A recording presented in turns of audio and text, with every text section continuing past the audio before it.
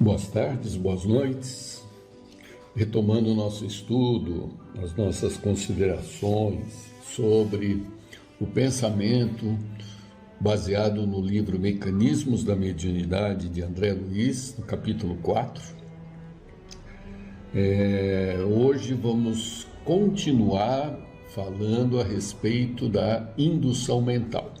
Na última oportunidade, valendo-se do texto, esclarecemos algumas coisas conceituais de física, por isso a demora em terminar os próprios parágrafos, né? Exaustivamente foi falado da formação dos pensamentos pelo próprio espírito, e agora estamos lendo a respeito da indução de pensamentos externos no espírito. Então, uma coisa é o espírito gerar um pensamento, a outra coisa é aquele pensamento que ele recebe de algum outro lugar. E esse pensamento que ele recebe de algum outro lugar, de alguma outra pessoa, de outros espíritos, ele tem um processo semelhante ao da formação. Quando da formação de um pensamento próprio há estímulos de átomos do perispírito na região do cérebro perispiritual, da mesma forma, quando recebe-se um pensamento, ele atua nesta mesma matéria do mundo mental, só que num sentido inverso. E usamos uma analogia do pensamento como se fosse luz. Porque a luz, quando bate nos corpos, podem acontecer três coisas. Ou a luz bate e volta, ou ela bate e passa, ou ela bate e fica. Quando ela bate e volta, nós chamamos de reflexão. Quando a luz bate num meio e passa, a gente chama de refração, é a luz entrando, por exemplo, na água. Agora, quando a luz bate num corpo e é absorvida, isso, o nome já diz, absorção, provoca um aumento de temperatura. Então, um exemplo lá, vamos voltar, bate e volta, espelho. Bate e passa, objetos transparentes. Bate e fica, absorção. Luz no asfalto, por isso que ele esquenta.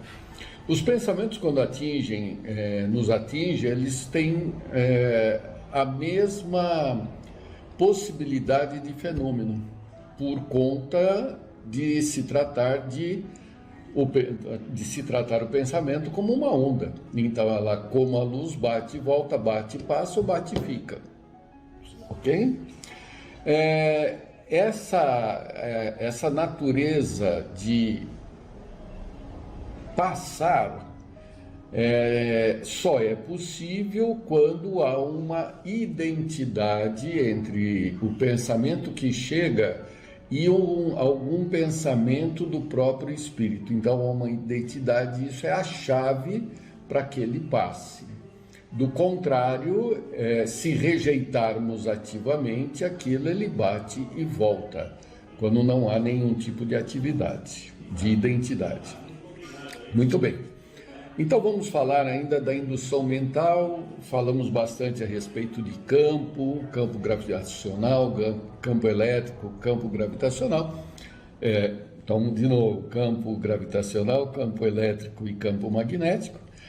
E o André Luiz coloca que todo espírito, ele em torno dele, ele ele tem uma região de influência em torno dele, aqui ele também chama de campo. É a região de influência do espírito que se estende, vai diminuindo com a distância, mas nunca será nula, do que inferimos que todos nos influenciamos mutuamente, através dos nossos pensamentos emitidos. Os pensamentos que emitimos são como rastros que deixamos numa areia. Essa areia é o universo, e o que nós pensamos nós vamos deixando ao longo do caminho, de tal sorte que, uma vez identificado o rastro, sabe-se quem é o autor infinitamente. Então vamos lá. Indução mental. Recorrendo ao campo de Einstein, imaginemos a mente humana no lugar da chama em atividade. Assim como a intensidade de influência da chama diminui com a distância do núcleo de energias em combustão, demonstrando fração cada vez menor, sem nunca atingir a zero, a corrente mental se espraia segundo o mesmo princípio, não obstante a diferença de condições. Ficou claro, então? Assim como uma chama, uma lâmpada incandescente, uma massa tem uma região de influência que se chama campo, assim também todo espírito tem uma região de influência que é um campo daquele espírito que se estende até o infinito. Continuando. Essa corrente de partículas mentais exterioriza-se de cada espírito com qualidade de indução mental, tanto maior quanto mais amplos se lhe evidenciem as faculdades de concentração e o teor de persistência nos rumos dos objetivos que demande. O que ele está falando?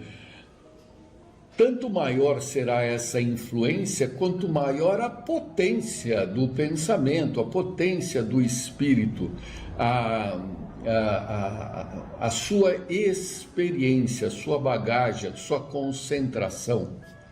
Um exemplo bem simples de entender, nós como espíritos exercemos uma influência em torno de nós que se expressa numa região que podemos dizer da nossa própria família, do nosso próprio trabalho. Então, influenciamos e somos influenciados pelas pessoas que nos circundam, que é um número relativamente pequeno, constituído da família, amigos.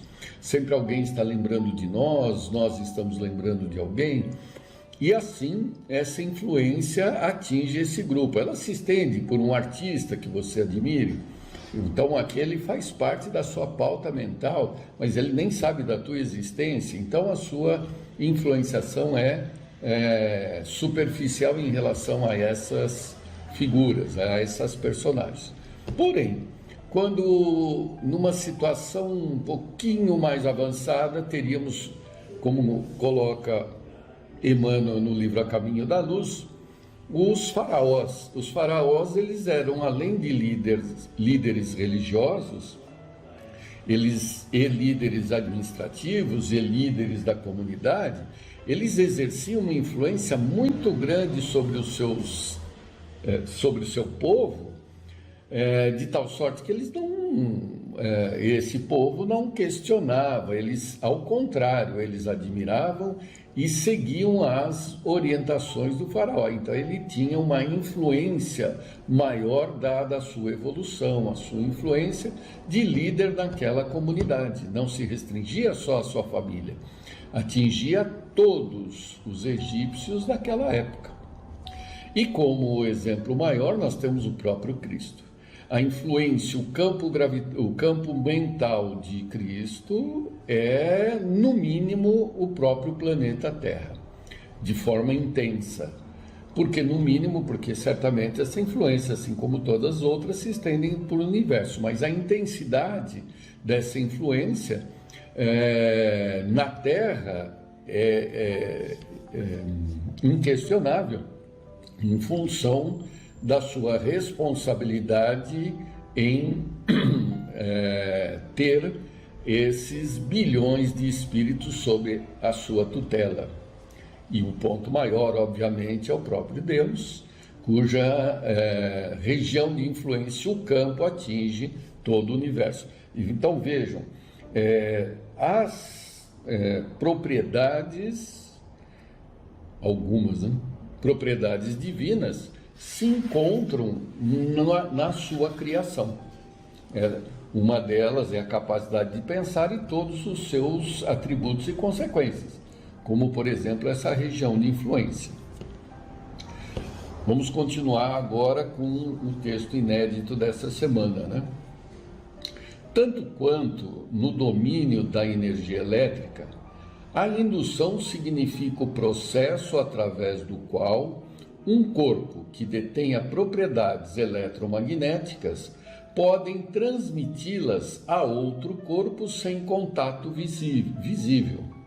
No reino dos poderes mentais, a indução exprime processo idêntico, porquanto a corrente mental é suscetível de reproduzir as suas próprias peculiaridades em outra corrente mental que se lhe sintonize. E tanto na eletricidade quanto no mentalismo, o fenômeno obedece à conjugação de ondas, enquanto perdure a sustentação do fluxo energético. Nossa, né? O que é isso aqui? Todos nós conhecemos o ímã, né? O ímã é um pedaço de minério de ferro, cujo nome é magnetita, primo das outras ligas de ferro, mas essa rocha, esse minério, a magnetita, localizada na região da Magnésia, na Ásia inicialmente, ele tem uma propriedade muito particular, que é atrair corpos também ferrosos, que é o ímã, né? Tanto que é na região da Ásia que os chineses lá criaram a bússola. Por quê? Porque a bússola, em tese, é um pedaço dessa magnetita que sempre aponta para o norte, porque o planeta Terra funciona também como um grande ímã. A Terra funciona como um ímã. Ela não é um ímã, ela funciona como ímã. E o norte, o lado norte da bússola aponta para o sul magnético, o norte geográfico aponta para o sul magnético da Terra. Então a Terra, todo ímã tem duas partes. Ele tem a parte norte e a parte sul. Norte magnético e sul magnético. E os polos de mesmo nome se repelem e polos de nomes distintos se atraem.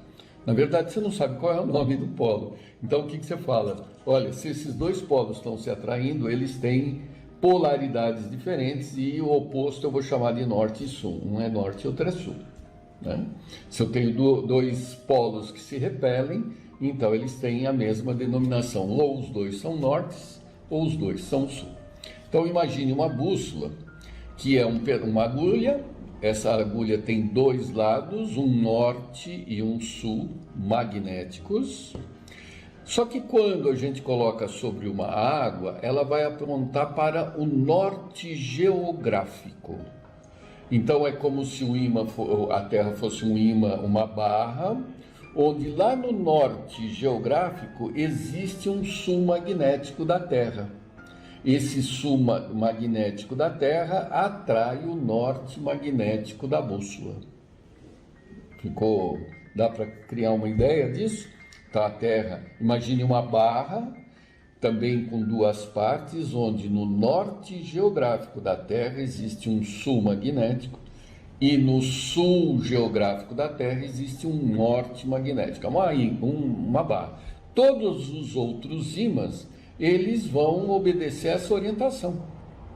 Todo norte magnético de uma bússola vai apontar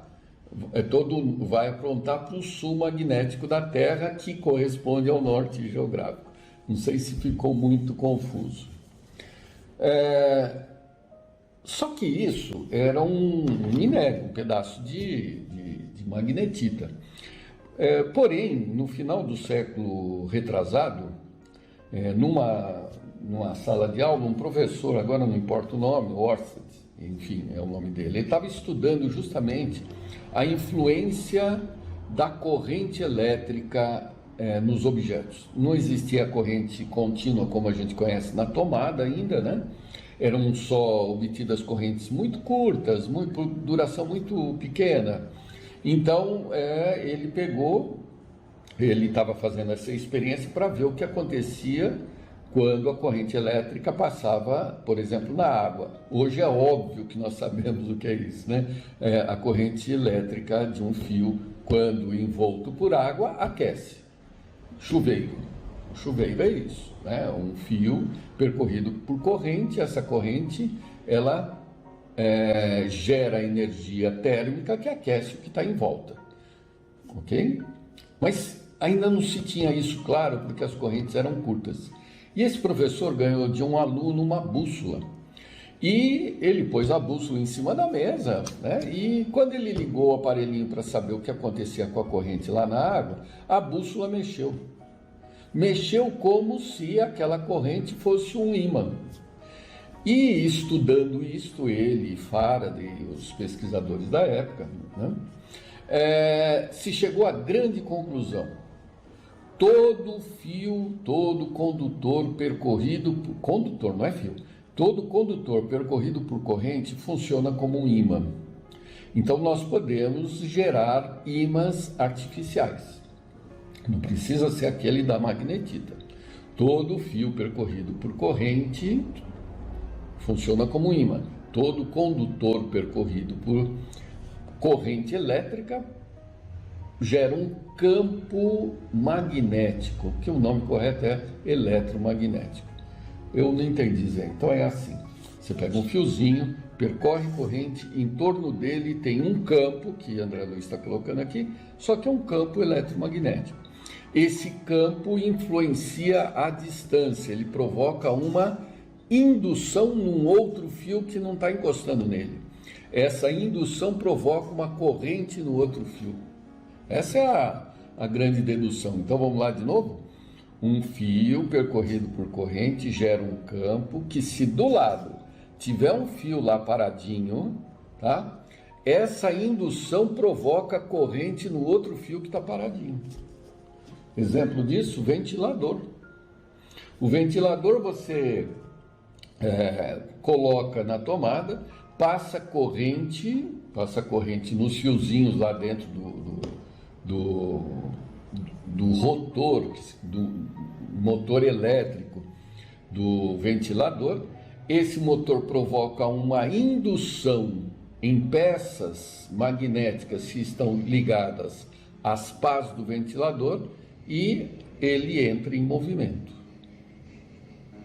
tá? Sem contato, por indução. É esse o princípio de indução eletromagnética. Bom, só corrente elétrica em fio? Não, qualquer condutor percorrido por corrente. O teu sangue está carregado de partículas elétricas, são chamados íons. Então, no seu corpo, na corrente sanguínea aqui, nas artérias e veias, estão correndo partículas com carga elétrica. Portanto, elas estão criando em torno desses corpos pequenos campos magnéticos. E o ponto mais alto são os nossos neurônios, né? Aquelas células que compõem o sistema nervoso. Elas funcionam, por definição, por conta de partículas elétricas que estão em movimento, só de cálcio, né? Entra e sai, entra e sai, entra e sai. Então, todo o nosso movimento, né, todos os nossos movimentos, eles advêm do sistema nervoso, que é movimento de carga, e, portanto, temos um campo eletromagnético no próprio corpo. A Terra não é um ímã, como a gente falou. A Terra, ela funciona como ímã, mas ela não é um ímã.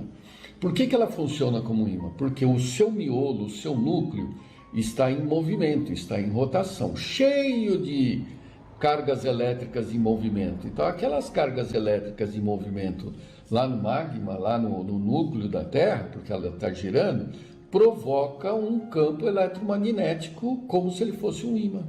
Por isso que a Terra é um grande ímã. Não é porque ele é uma grande pedra, é porque ele tem cargas elétricas em movimento. E como o universo é composto de cargas elétricas em movimento, vivemos mergulhados em imensos campos elétricos magnéticos indutivos, todos de natureza ondulatória. Portanto, essa ideia que nós temos de matéria, sólido, líquido e gasoso, ela é muito pobre.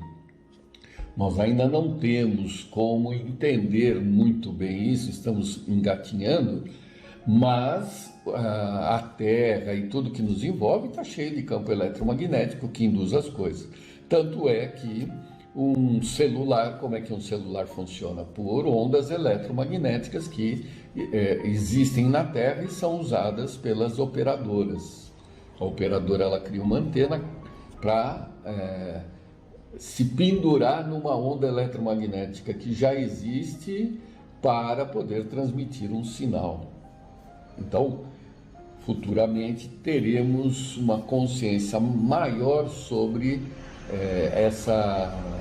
esse campo eletromagnético de natureza material. Imagine da natureza mental. Por isso que ele coloca, olha, tanto na eletricidade quanto no mentalismo, o fenômeno obedece à conjugação de ondas, enquanto perdure a sustentação do fluxo energético. Não? Então, por isso que a gente, conhecendo esta parte, podemos fazer uma extensão da nossa imaginação para saber como é que nós nos influenciamos. Vamos mais um pouquinho, só para fechar o parágrafo aqui, ainda que tenhamos que voltar. Compreendemos assim perfeitamente que a matéria mental é o instrumento sutil da vontade, atuando nas formações da matéria física, gerando as motivações de prazer ou desgosto, alegria ou dor, otimismo ou desespero, que não se reduzem efetivamente a abstrações, por representarem turbilhões de força em que a alma cria os seus próprios estados de mentação indutiva, atraindo para si mesma os agentes, por enquanto imponderáveis na Terra, de luz ou sombra, vitória ou derrota, infortúnio ou felicidade. O nome do livro é Mecanismos da Mediunidade. Aqui ele está falando dos mecanismos do pensamento. Então todos os nossos sentimentos, eles provocam, eles são de natureza de pensamento, portanto ondas, e influencia e são influenciados. Então essa força interna do espírito ainda não explorada é que provoca toda esse atrito na nossa vida, que na medida que disciplinarmos-nos mentalmente, passaremos a viver melhor. Por isso que assim como Deus criou a matéria e tudo mais, Deus também, por nos ter criado e com essa concepção, podemos afirmar que é o Senhor dos sentimentos. Ele sabe tudo o que nós sentimos. Ok? Na próxima reunião voltamos ao tema. Prazer em revê-los e até.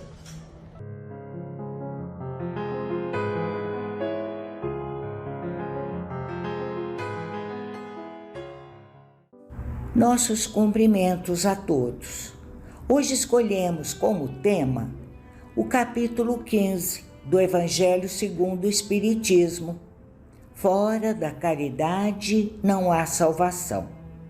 Essa é uma expressão recorrente no meio espírita, frequentemente usada como lema do Espiritismo, onde também se acha uma comunicação espiritual instituída e assinada pelo apóstolo Paulo, que a justifica dizendo: nada traduz com mais exatidão o pensamento de Jesus.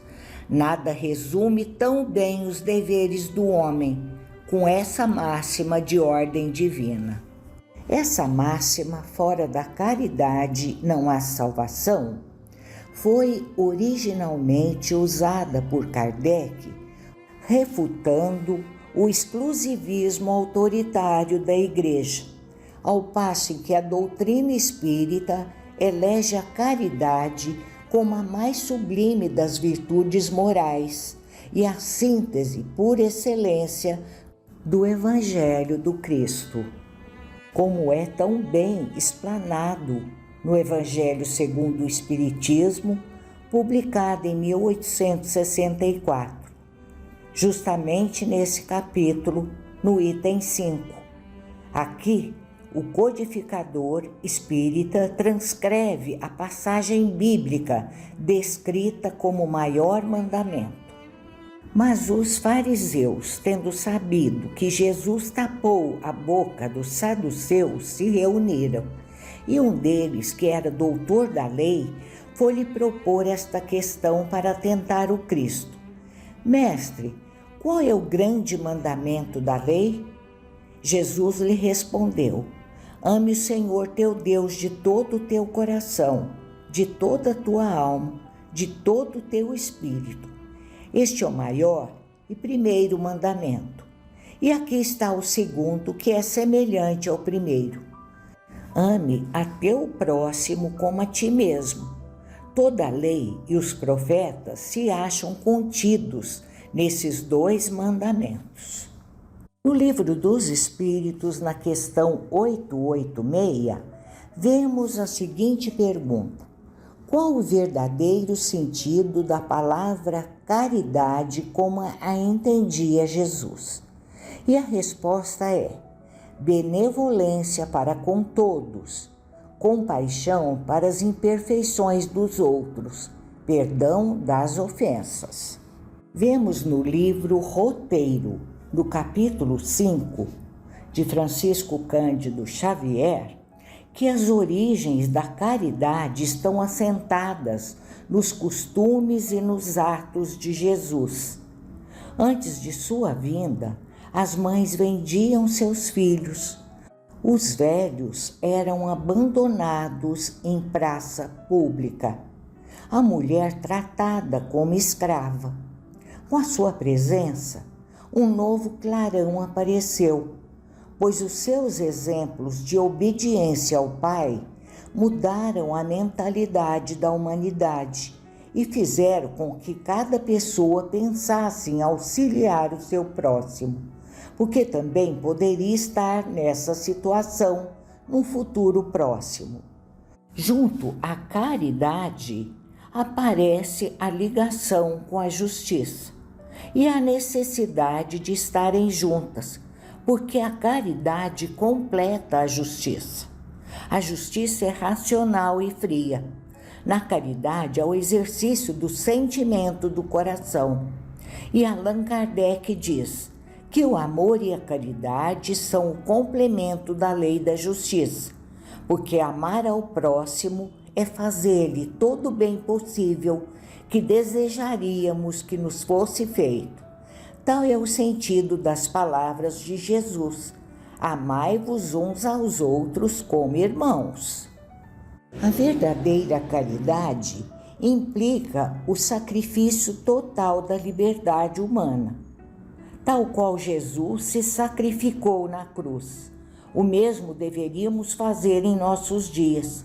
É o sacrifício de uma indolência, de uma má recepção, de uma reprimenda. Há um grande mérito em saber calar para deixar falar o mais tolo, saber ser surdo quando uma palavra de zombaria escapa da boca escarnecedora, saber obedecer aos imperativos da vontade de Deus quando nos obrigam a fazer algo despropositado.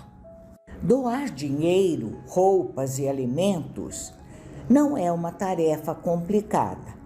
Basta que tenhamos de sobra. Geralmente, não representa sacrifício algum.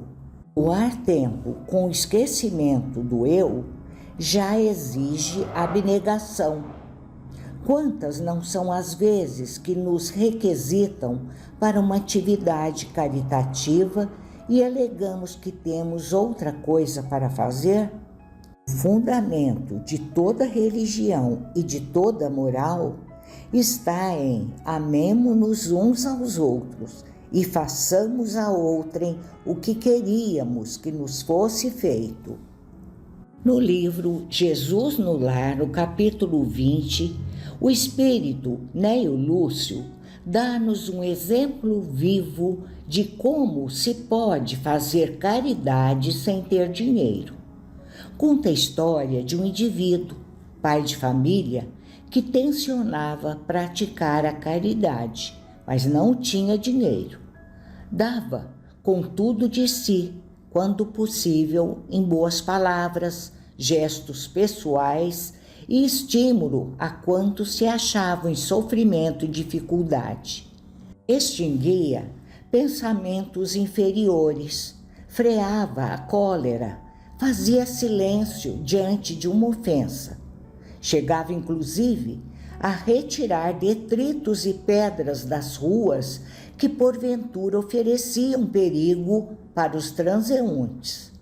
Temia o julgamento das autoridades celestes, mas quando desencarna, é aurelado por brilhante diadema que representava a guerra contra o mal, em que se fizera valoroso empreiteiro.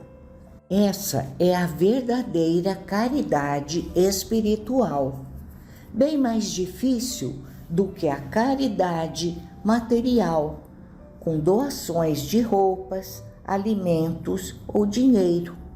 Embora o dinheiro é útil, porque pode aliviar a fome.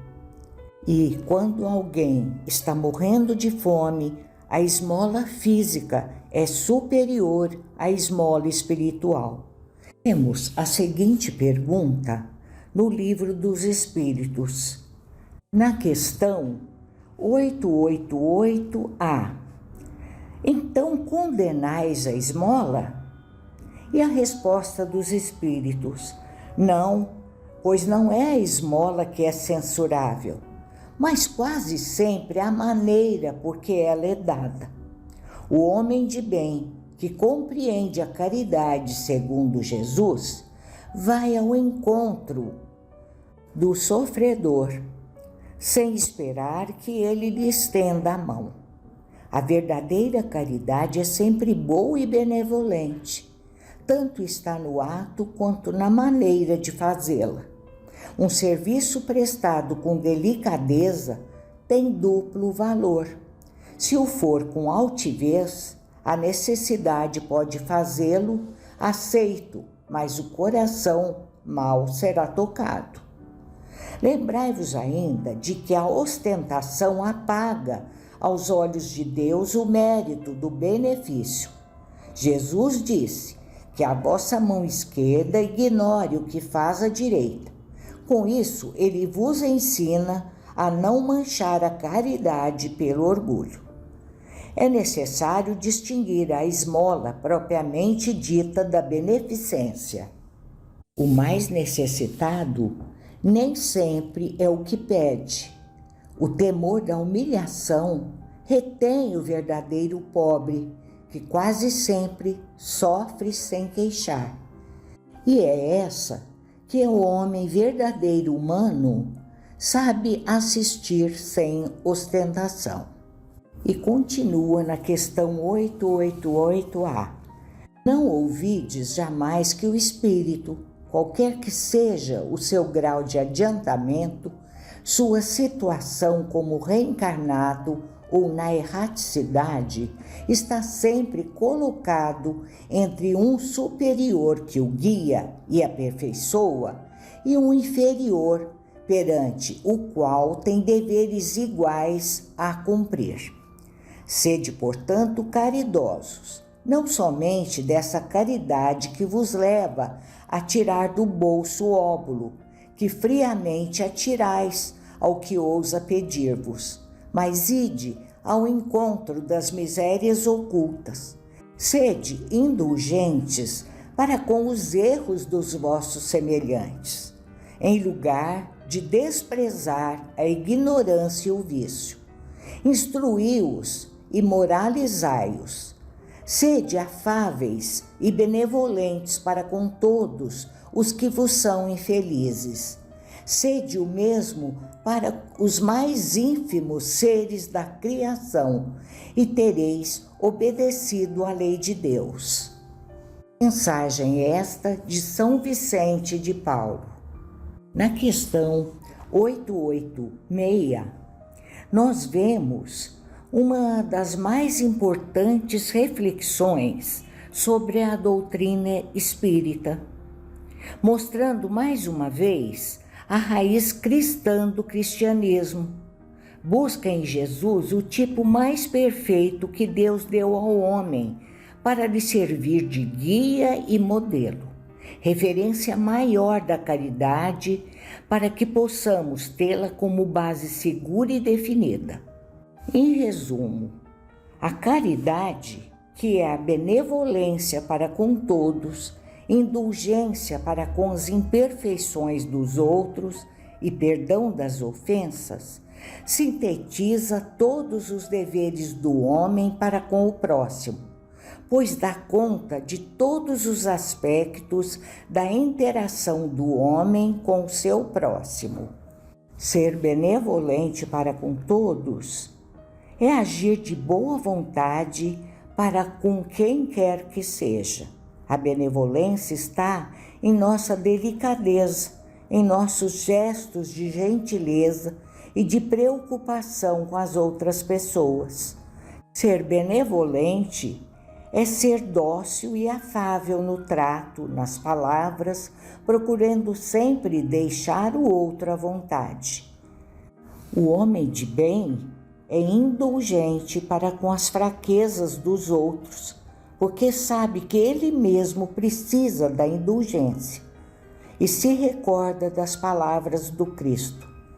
Aquele que estiver sem pecado, atire a primeira pedra. Por fim, benevolência, indulgência e perdão são os caminhos da caridade, da salvação, da felicidade do espírito, tão sonhada por nós.